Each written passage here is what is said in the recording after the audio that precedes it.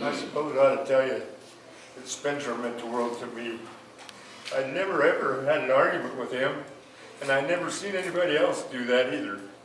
He was always smiling and having fun. And I just hope someday that I can have half the fun that Spencer had. And I'm gonna miss him. Thank you. Thank you.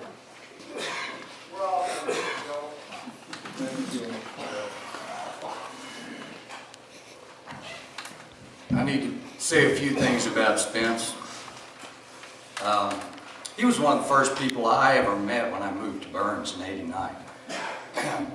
He, of course, from the coaches and the school personnel, I knew them, but Spence happened to be one of the first to come by. I don't know if many of you knew this and if you remember, but he actually was a sports reporter for Times Herald. And he came by the house. I hadn't been here very long, and he came by the house and he said he wanted to know about the football team and how things were going. One question in particular, well, he wanted to know where I was from originally because I had this little accent. And I told him Oklahoma. And then he asked me, he said, well, how do you think you're going to do against Ontario this year? I said, Spence, I don't know. I don't really know anything about him. He said, he looked at me and he said, you know, I don't think anybody from Oklahoma knows much of anything anyway. On the story. That right there kind of broke the ice between us for all those years.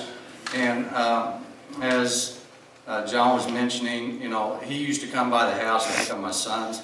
They go play softball, they go to the gym. He was always active with those guys. I never worried about my sons when they were with Spence.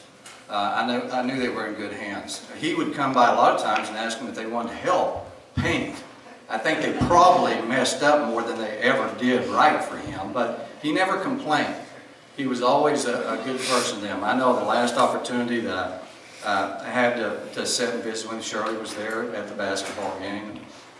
And we were talking, and of course, we had a pretty good year this year, and somebody came by and said, congratulations on the championship. Spence looked at me and said, well, don't you think you took long enough to do it?